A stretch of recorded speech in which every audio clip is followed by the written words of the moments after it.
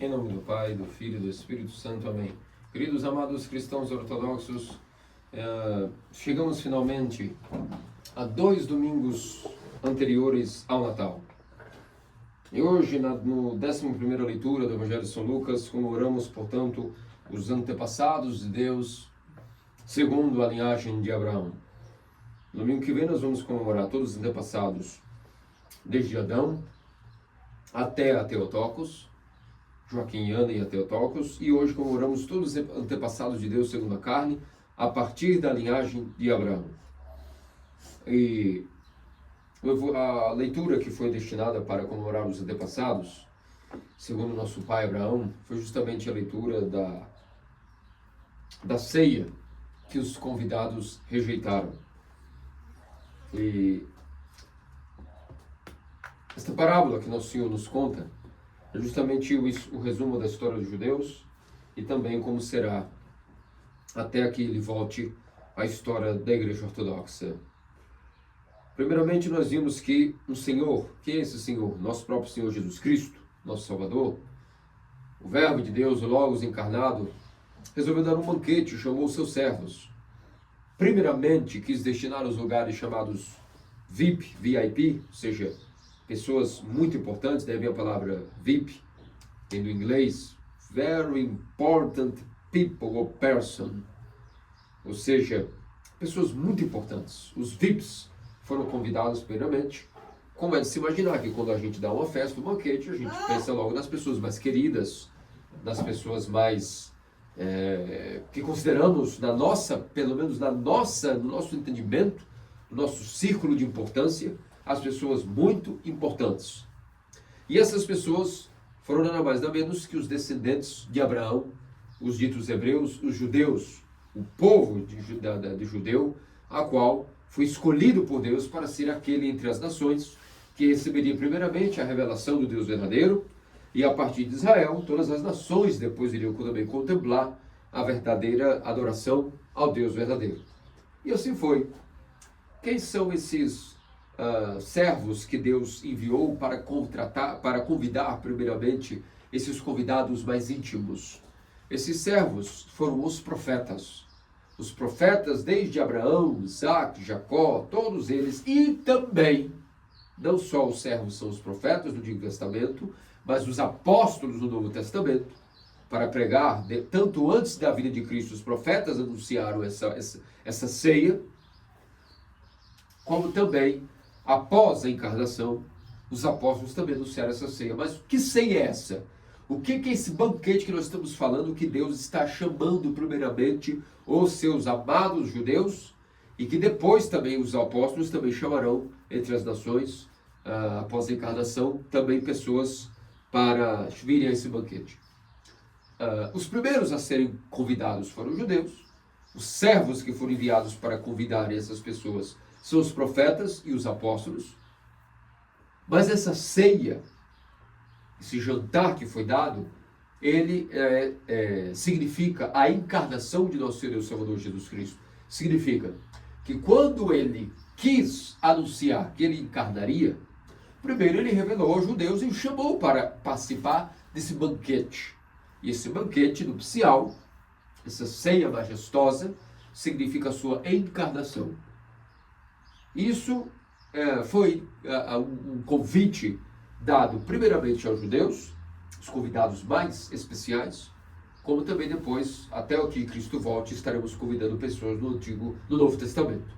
Mas vale lembrar que os primeiros que foram convidados para o anúncio de que Deus se encarnaria e se faria homem, um bebezinho no ventre da Virgem, como estamos agora, a partir desse domingo, nos preparando de uma maneira bastante profunda para chegarmos com olhos espirituais dignos minimamente de contemplar a luz de Belém, não com os olhos da carne, mas principalmente com os olhos espirituais, é que a igreja hoje estabeleceu o primeiro domingo dos antepassados. E estamos, portanto, nesse mistério da encarnação, se preparando para imaginar o dia esplêndido de Belém. Como pode ser que Deus, que os céus não puderam conter, foi contido no seio da Virgem, tornando-se um Deus que é incircunscrito, tornou-se circunscrito no ventre da Virgem. Só que isso não veio assim do nada como uma magia. Isso foi uma preparação longa. E é por isso que antes do Natal, 2 domingos, nós vamos comemorando os antepassados, como foi esse processo, para que Deus pudesse vir e habitar entre nós. Isso foi uma metodologia salvífica de geração em geração, meticulosa. O plano de nossa salvação foi estabelecido por Deus da melhor maneira possível. E essa maneira passa pelos antepassados. Hoje, especialmente dando ênfase ao patriarca Abraão e seus descendentes.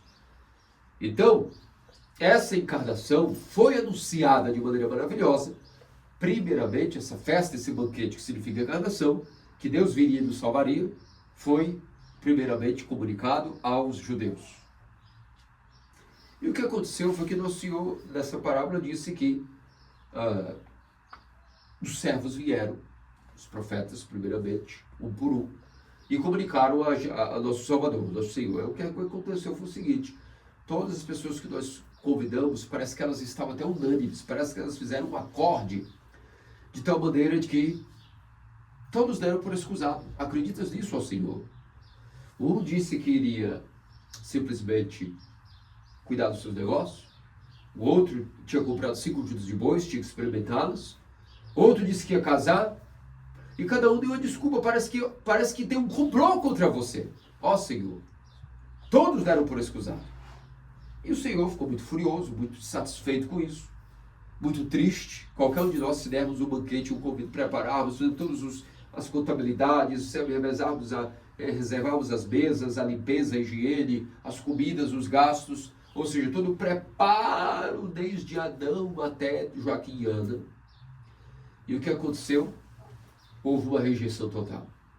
E de fato os judeus rejeitaram o Boa Nova. Agora vamos entender por que essas pessoas deram, o que ocasionou a raiz do problema dessa desculpa. Meus amados cristãos ortodoxos, esse problema é um problema que ocorre até hoje.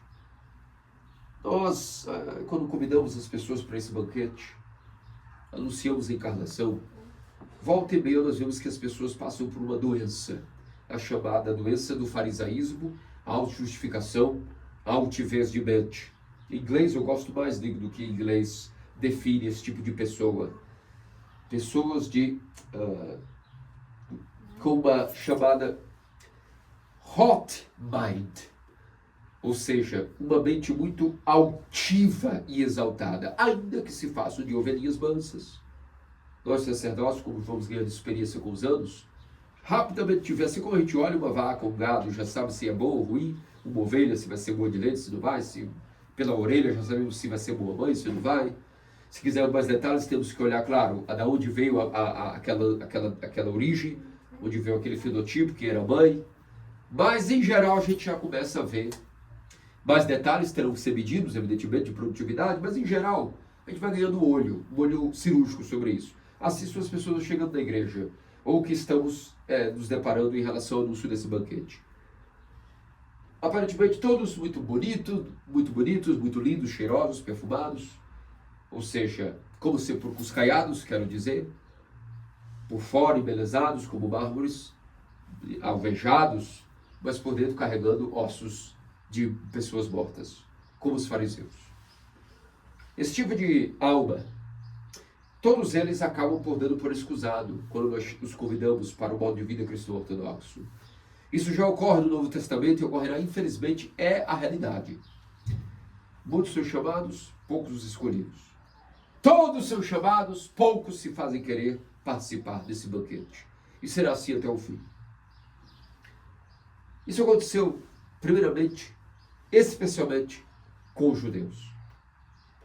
Reparem que o motivo pelo qual as pessoas negaram ao banquete, o anúncio da encarnação, por assim dizer, não foram coisas pecaminosas. Ninguém disse o seguinte: eu não posso ir para esse banquete para participar do mistério da tua encarnação, da tua igreja, da tua boa nova, ó Salvador, porque tenho que roubar um banco amanhã, vou procurar uma amante depois de amanhã, ou porque tenho que acertar as contas de vingança com alguém no outro amanhã.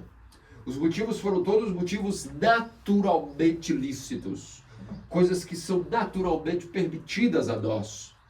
Ninguém comete pecado por experimentar juntas de bois. Ninguém comete pecado, aparentemente, por querer casar. É bom que todos casem. Todo mundo agora repetir que é bom casar. Todo mundo quer esfregar na nossa cara que é bom casar. Claro, sabemos da verdade o que as pessoas querem. Elas querem escapar da verdade, um modo de vida a qual foram chamadas no íntimo dos seus corações. E vão dando desculpas naturais, claro. Ficaria feio se dissesse que queriam se prostituir. Então amenizam uma palavra. Arrumam fantoches para seus egos e dizem que vão casar. Assim é o mundo. Nós somos especialistas em manipularmos toda a realidade, de cabeça para baixo, se for possível, para o nosso egocentrismo. E vamos dizer que isso não é pecado, de fato não é. Porém, aguardem que nós vamos ver o que acontece com esse tipo de mente altiva. Como diz o ditado, o céu está guardado, como se diz em português e no Brasil. De fato, o céu está guardado. Vamos aguardar o desfecho, não é?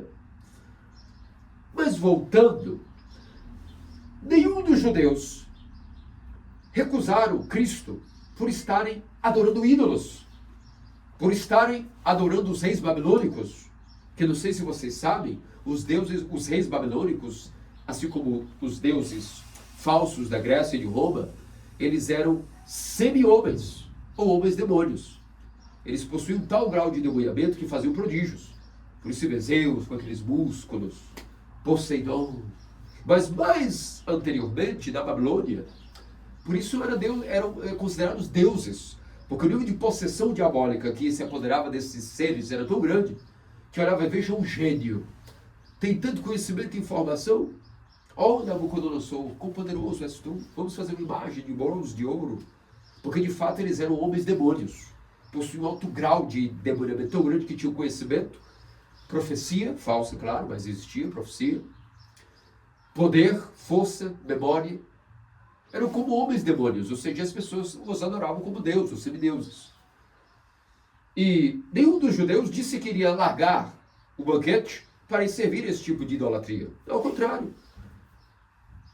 Meus amados cristãos ortodoxos, isso é o maior problema a resolver-se numa alma. É a chamada justiça falsificada. Quando existem dois tipos de justiças. A primeira é a justiça interior do coração, que às vezes corre ao contrário. Chega uma pessoa da igreja ortodoxa e todos estão julgando-a pela sua aparência, pelo seu passado, pelos seus hábitos, pelo seu comportamento hoje. Mas nós sabemos, também pelo olhar, também pela posição da alma de cada um, que aquela pessoa, no fundo, dará frutos de arrependimento. Por quê? Porque já é tão evidente que o mundo para ela é terrífico, que ela só está desesperada dizendo: Padre, quando é que eu posso confessar os meus pecados? E diremos: aguarde um pouco o batismo. Não, eu quero confessar agora mesmo. Não quero esperar batismo. Eu preciso me curar agora. Batismo eu posso estar morto, eu não sei de amanhã. Ajuda-me, socorre-me, ampara-me. Esse tipo de alma, ainda que venha como um maltrapilho, um estropiado, vemos que ela possui a noção do arrependimento. Porque as paixões, os crimes que já cometeu são tão drásticos, são tão evidentes, esfregados na cara dela e dos demais, que o conhecem, que o conheceram, que essa pessoa chegou ao que nós chamamos de justiça interior. O que é a justiça interior? Ao contrário da hot mind, uma mente humilhada, um coração quebrantado, o fenômeno misterioso do arrependimento. Isso é justiça interior. Mente humilhada, coração quebrantado e o espírito dado ao arrependimento. Isso é justiça interior. A justiça exterior, muitas vezes falsa, é aquela onde todo comportamento humano aparenta ser uma pessoa que segue a lei, os mandamentos, os princípios, a Torá, o Evangelho. Mas no fundo, quando vamos convivendo, vamos vendo que dentro, interiormente, essa pessoa não passa do que nosso Senhor Jesus Cristo esfregou na cara dos fariseus. Vós não passais de sepulcros caiados, brancos por fora, alvejados, marmoreados, os seus mármores polidos, flores ao redor, mas por dentro, que fedor! Não passam de sepulcros caiados, ou seja, que por dentro existem ossos de pessoas mortas e putrefadas. Assim Nosso Senhor era rígido com os judeus em elite judaica, esfregando na cara deles toda a falsa religião e a falsa justiça que viviam.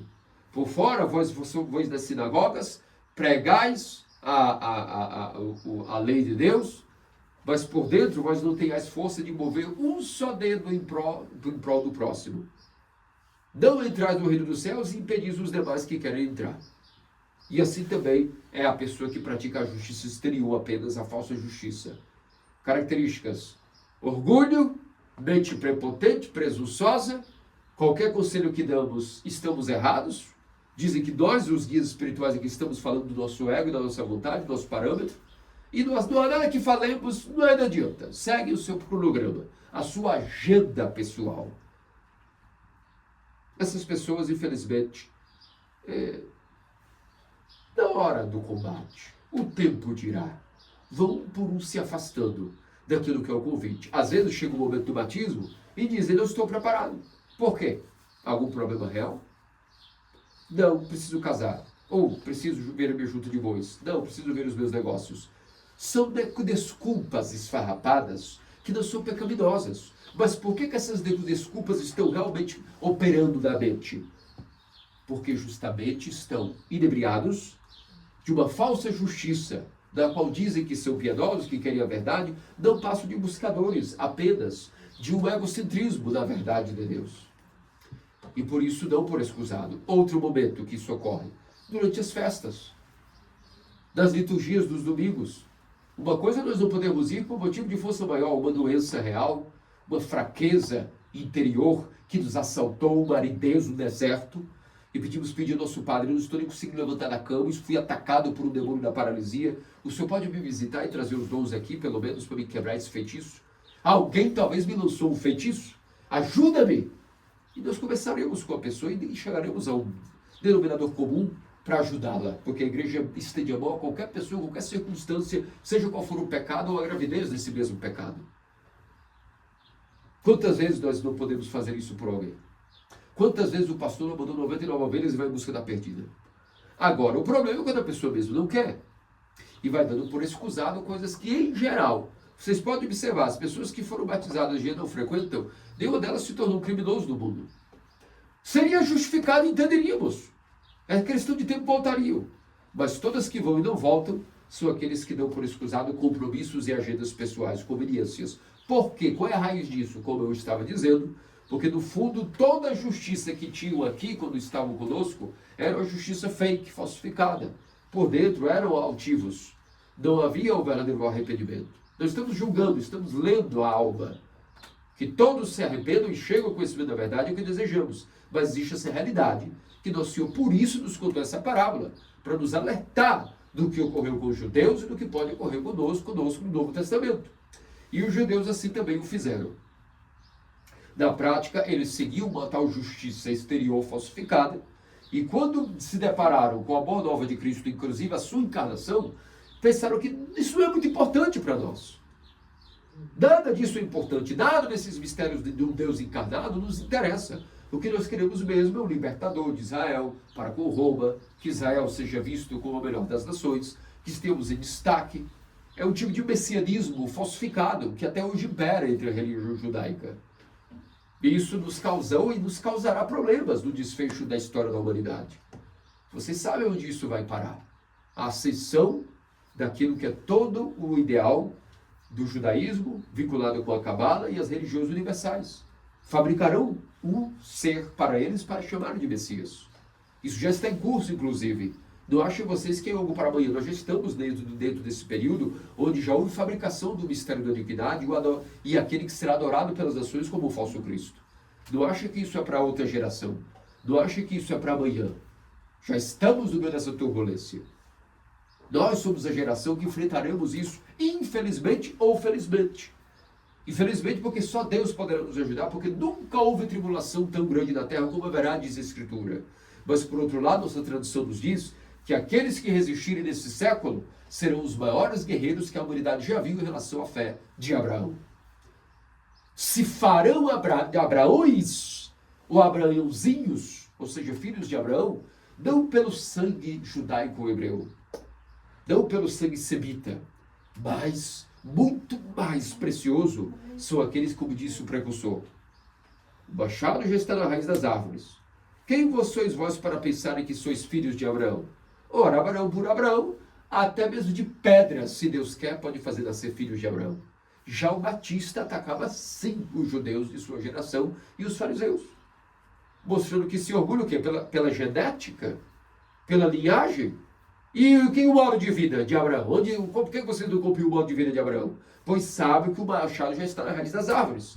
Vocês serão cortados e jogados da fornalha, e a poeira será varrida como a eira, e serão levados ali para a fornalha. Ou seja, essa geração passará, e outros pagãos e gentios virão a desfrutar da boa nova, e se farão filhos de Abraão, não segundo a genética ou a linhagem, mas segundo o coração e o estilo de vida. Mais grandioso ainda ser o filho de Abraão, não somente por uma genética ou linhagem semítica, mas pelo coração e a disposição interior. E Abraão era humilde de coração, entre várias qualidades que ele tinha, que nós falaremos no final do sermão.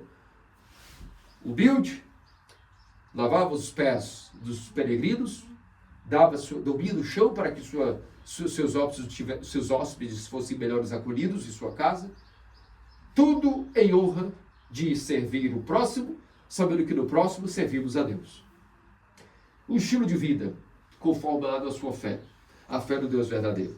E não a fé exterior e uma justiça interior danada, falsificada. Não é?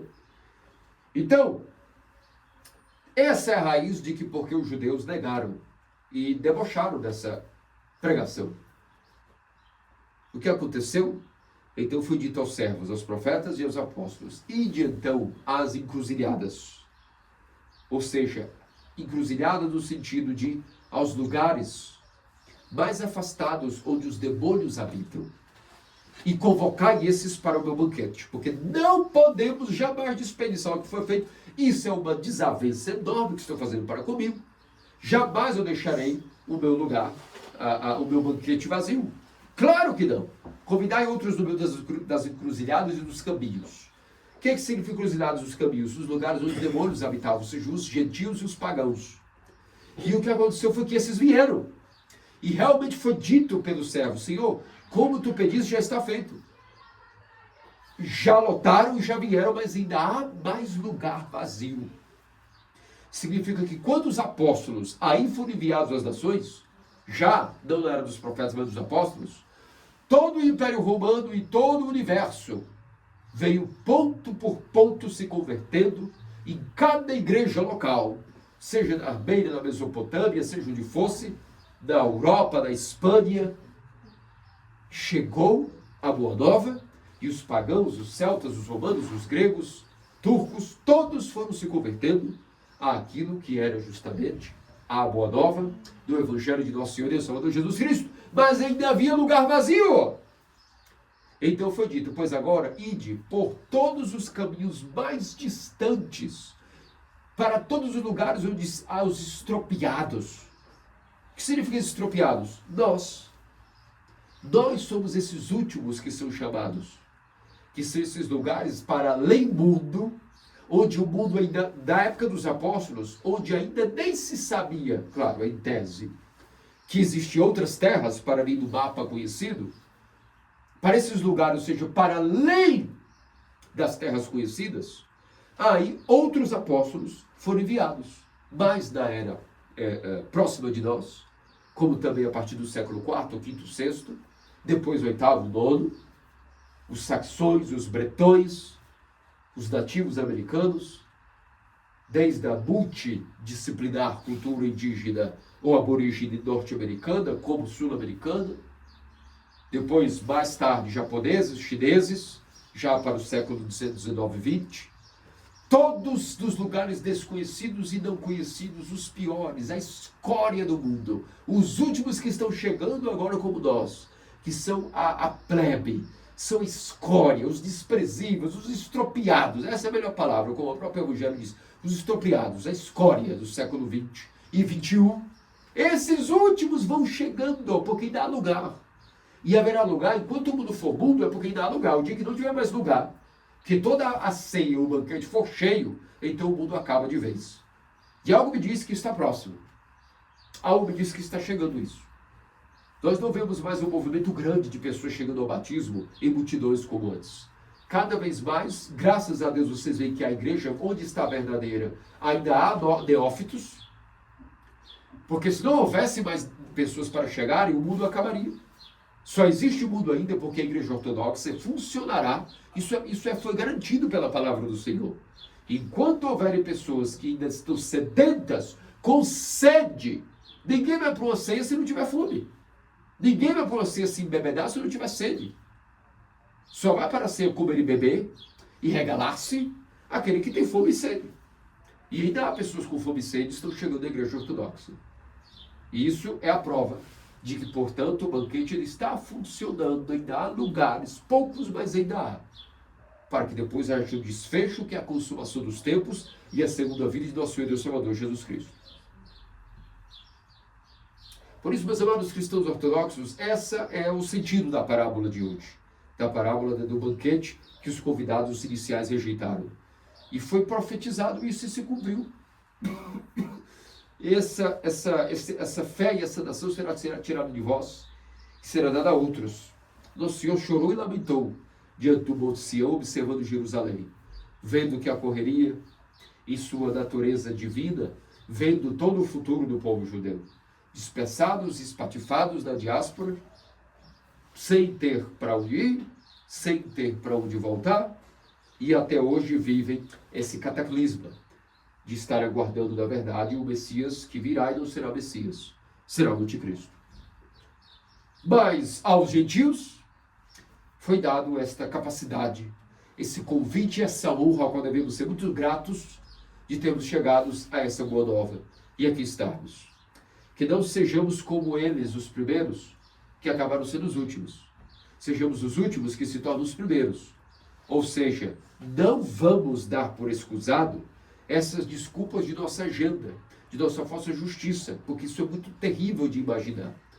Porque a maioria dos ataques demoníacos não vem nos atacando para que demos por escusado a ceia do Senhor, principalmente resumido no quesito da Eucaristia, que também é o banquete e a ceia de sua encarnação, onde serve-se como cordeiro o seu próprio corpo e como vinho o seu próprio sangue.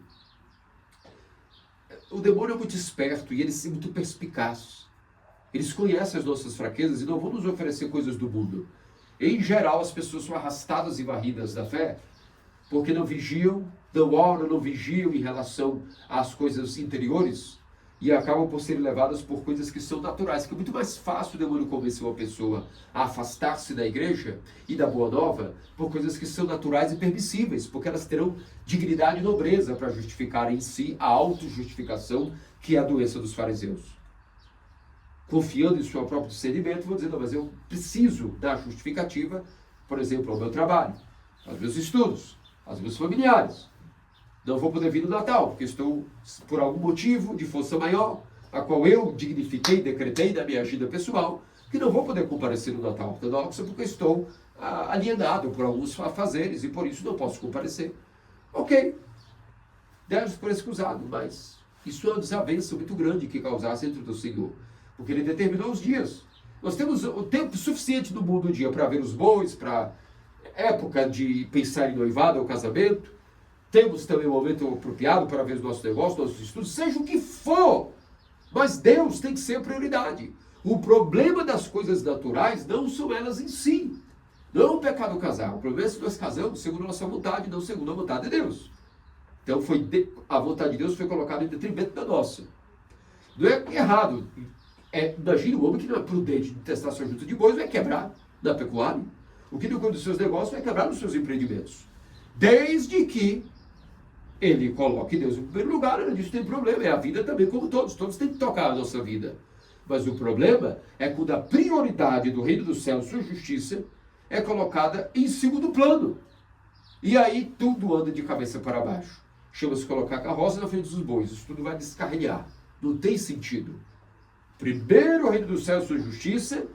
Dai a Deus o que é de Deus, o César o que é de César, cada coisa no seu quadrado, cada pingo nos seus is.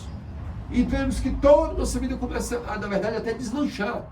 Quando nós colocamos Deus como prioridade, nós começamos a ver que as coisas começam a funcionar de uma maneira que a gente nem imaginava que funcionariam para o nosso bem. Não necessariamente o sucesso que imaginávamos, mas a nossa felicidade passa a ser completamente controlada pela vontade de Deus e vai sendo adequada. para que nós vamos sendo convencidos, pensando, nossa, eu nem imaginei que isso era bom para mim. Vamos sendo massageados no colo de Deus, para a vontade dele, e não no mundo que a gente quer felicidade e sucesso, a um preço muito alto. Que é como se fosse todo dia quando a gente deita numa cama de prego. Ou seja, um estresse, um desconforto muito grande, querendo sucesso, sendo a prioridade do mundo. Colocando Deus sempre em segundo lugar. Não, quando der, porque não posso, Padre, porque dessa vez não dá, porque a minha família, o meu pai, a minha mãe, os meus filhos, os meus pais, o meu trabalho, a minha faculdade, seja o que for. Ok, já desce por excusado. Então, a verdade é que você perdeu o convite e isso é uma tragédia da sua vida. É uma tragédia, porque Deus havia te escolhido. Deus havia pensado em você como uma pessoa especial. Não foi outro que ele chamou, foi você. E você simplesmente deu por excusado uma catástrofe maior que possa ocorrer. E é por isso que é dito, muitos são chamados. Quem são chamados? Na verdade, todos. Não há nenhuma criatura humana, em cada geração, desde Adão até a segunda vinda, que Deus não trabalhe poderosamente para que essa pessoa o descubra e chegue até ele. Então, todos, pela lei da consciência e a lei natural, Deus está ali tentando cavucar da consciência para que a pessoa possa ser convidada a esta ceia. Todos, não há nenhum ser humano. Por isso que o juízo final será terrível. Todos, quando os livros forem abertos, saberão que Deus trabalhou por eles dia e noite para que eles pudessem se converter à verdade. Mas eles deram por excusado várias vezes. E isso será para eles a sua própria condenação. Entretanto, poucos são os escolhidos. Por que poucos? Poucos, na verdade, aceitam o convite. Não é que Deus faz acepção de pessoas. Eu já tive fiéis aqui, nós tivemos membros da comunidade que pensavam assim, principalmente pessoas que vêm do protestantismo, dizem, não, padre, eu sou escolhido. Eu digo, não, peraí, vamos lá. O sentido que você fala não é o mesmo que eu estou falando aqui. Não, eu sinto que eu e minha família somos escolhidos, por isso chegamos à verdade da ortodoxia. Ok, legal, mas no sentido que você fala, você está sendo de hot mind novamente. Hot-minded. Uma pessoa totalmente exaltada, achando que Deus te escolheu porque você é especial em relação a outros seres humanos. Isso é possível? Todos que pensavam assim também não estão mais aqui. Porque não é isso que nós estamos falando. Muitos são chamados, poucos escolhidos. Você vê que Deus começa a fazer acepção de pessoas, escolhendo privilegiar alguns, ou que somos, por exemplo, adeptos de predestinação, ou eleição por parte de Deus. Não, isso seria uma loucura. Seria a teoria de Agostinho, juntamente com Calvino, seja lá o que for. Não tem nada a ver. Na verdade, todos são chamados e queridos por Deus para o banquete, em todas as gerações, mas infelizmente a realidade mostra que poucos aceitam o convite e se fazem escolhidos. Essa é a verdadeira interpretação. Se assim fizemos ontem e aceitamos esse convite ontem, hoje, de pé juntos e de prostração e queixo colado no peito, com soluços, vamos agradecer o convite e pedir a Deus que nós não sejamos arremessados fora do banquete. Porque isso também pode acontecer devido ao nosso mau comportamento, digamos, diante da ceia. E quem tem mau comportamento, os guardas são chamados e somos retirados de um banquete do rei, do imperador. Há uma etiqueta a ser mantida que é o nosso modo de vida cristão ortodoxo, ou ao menos a tentativa interior de ter uma justiça interior verdadeira. Que significa auto-humilhação, mente humilhada, coração contrito e quebrantado e a constante luta pelo arrependimento. Essa é a conduta que garante que nós estejamos na festa com boa disposição. Hoje nós comemoramos nosso patriarca Abraão. Falamos um pouco desse personagem ao qual a igreja destaca ele hoje, especialmente os que foram antepassados de Deus, a segunda carne, a partir de Abraão. Abraão é uma figura ímpar, destacada da igreja ortodoxa, não somente pela fé, por inúmeras características que ele teve, várias virtudes ele teve, principalmente essas que são as mães produtoras de outras virtudes, como eu me referi, o coração contrito e quebrantado, a mente humilhada, um temor a Deus, uma necessidade constante de arrependimento. Abraão, ele foi uma figura que era da cidade de Ur, da Mesopotâmia antiga, e ele não nasceu no meio da iluminação de Israel. Abraão nasceu no meio do paganismo, das trevas e no auge do paganismo, da obscuridade da fé. O seu pai, inclusive, comprovadamente pela tradição da igreja, sabemos que era um adorador de ídolos, inclusive fabricador de imagens de ídolos. Esse é o pai de Abraão, um artesão que era especializado em esculpir imagem de ídolos. Mas mesmo assim, Abraão, dia e noite, meditava sobre a verdade. E começou a se dar conta que os ídolos não iriam satisfazer o seu intelecto, a sua razão. E começou a pesquisar e pesquisar e pesquisar. E o que aconteceu foi que quando ele descobriu que havia sido dada uma promessa antiga a um dos filhos de Noé, que a promessa de Noé foi dada como bênção para Sem, quando ele pesquisou e viu isso, quando leu sobre isso, ele sentiu em seu coração que ele devia fazer-se descendente de Sem pela fé. E quando Deus viu que no seu coração esse desejo de transpor gerações para trás, se fosse possível, para fazer esse descendente desse Sem, da sua geração, e adorar no Deus verdadeiro, Deus viu e se compadeceu. Deus se enamorou de Abraão. Não há nada que agrada e compraza mais a Deus do que a fé. E naquele instante Deus então diretamente aparece nele e diz: Abraão, eu sou o Deus verdadeiro. E o melhor, vão ser me chamado durante as gerações do Deus de Abraão, de Isaac e de Jacó. Eu sou o teu Deus, o Deus de Abraão. É assim que eu serei conhecido geração por geração. Veja que predileção Deus deu a Abraão devido à sua fé no meio das trevas do paganismo. E Abraão mostrou-se ter fé não no sentido único, mas no sentido completo. E o que é ter fé no sentido completo? Porque é chamado pai da fé. A fé, ela tem duas faces para ser chamada de uma virtude completa, segundo a fé. Uma é o reconhecimento do único Deus verdadeiro, saber ver no mundo onde está Deus, onde não está Deus. Isso chama-se matéria de eclesiologia. Saber quem é Deus, onde está Deus e onde não está Deus. O que Deus é e o que Deus não é. Isso Abraão tinha, essa fé confessional. Essa fé de confessar quem é o Deus verdadeiro e não há nenhum outro segundo ele. Os outros são ídolos. Mas a outra fé é a confiança. São Gregório Palamas, em suas homilias sobre a fé e sobre o patriarca Abraão, nos destaca que a virtude da fé também tem um outro nome, o sinônimo de confiança total em Deus.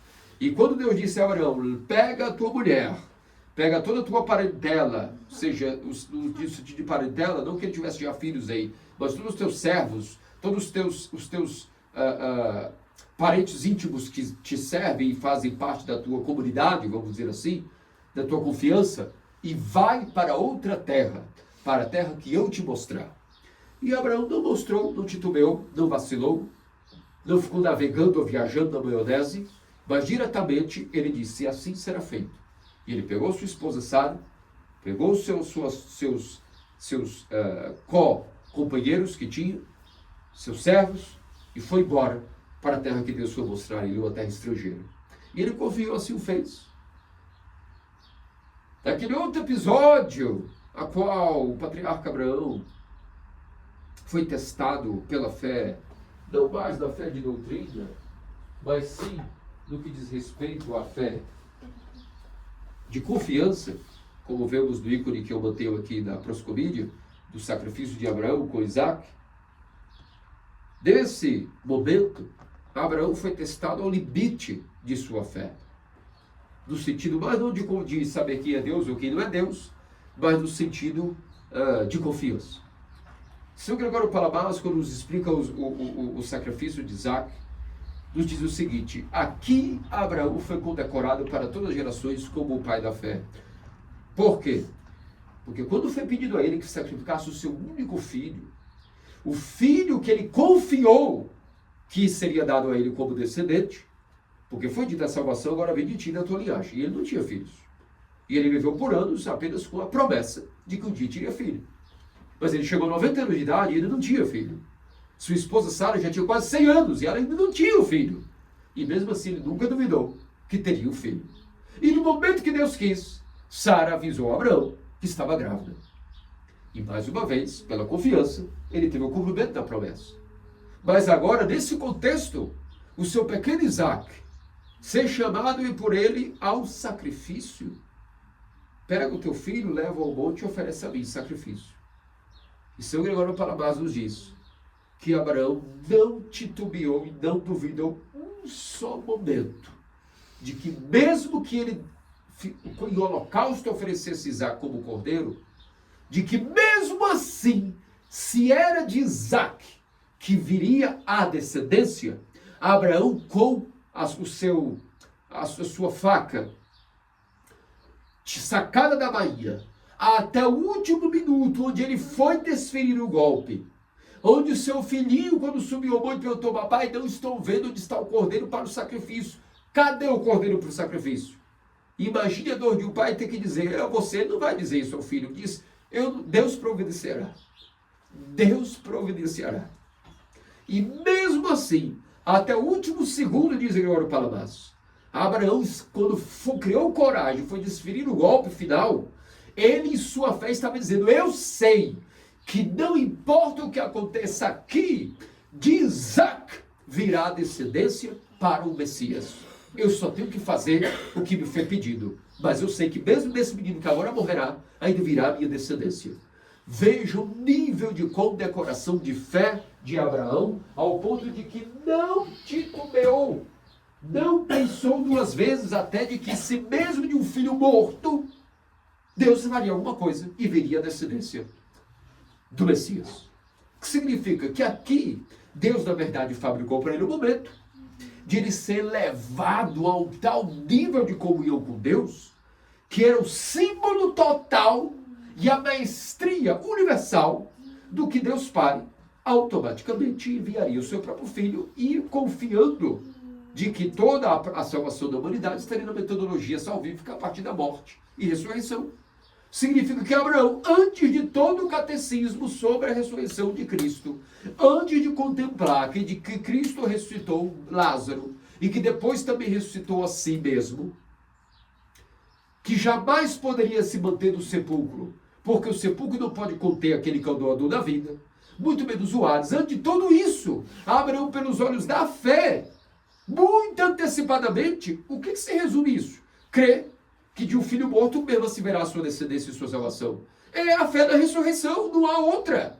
Significa que Abraão, mesmo no Antigo Testamento, acreditava plenamente nas promessas da ressurreição de Deus para com a humanidade, sendo o homem um bebezinho uma vez no ventre da Virgem. É por isso que mais tarde nosso Senhor Jesus Cristo disse, quando disse aos fariseus: vocês reclamam e me desferem blasfêmias, mas quero vos dizer que Abraão me viu, e vocês que agora me veem a cores, não são capazes de me reconhecerem, como Cristo dá em suas discussões do Evangelho nos dá. Como Abraão me viu? Até ele diz: como ele está louco? Esse homem alega-se que não tem nem 40 anos de idade e já se diz que Abraão o viu. Ora, nosso pai Abraão viu há séculos passados. Quem é claro? Abraão o viu, o que ele dizia, o viu segundo os olhos espirituais da fé. Devido a tanta fé que tinha em Deus e confiança nele, Deus, a partir dessa confiança do sacrifício de Isaac, deu a Abraão a confirmação e a contemplação de que sim, do seu filho virá a descendência. E, portanto, Abraão, sim, com os olhos espirituais e teoria, visualizou à distância aquilo que era a promessa a qual ele viveu a sua vida inteira em prol de ser fiel. É por isso, meus amados cristãos ortodoxos, que a Santa Igreja vai nos dando esses temperos iluminadores e comoventes para que cheguemos ao Natal minimamente preparados para esses mistérios de Belém. Rumo a Belém, rumo à manjedoura de Cristo. Pensamos a Deus que pelas orações de nosso patriarca Abraão, o pai da fé, também nós possamos ter uma fé ortodoxa na doutrina, mas também uma fé de confiança total nele.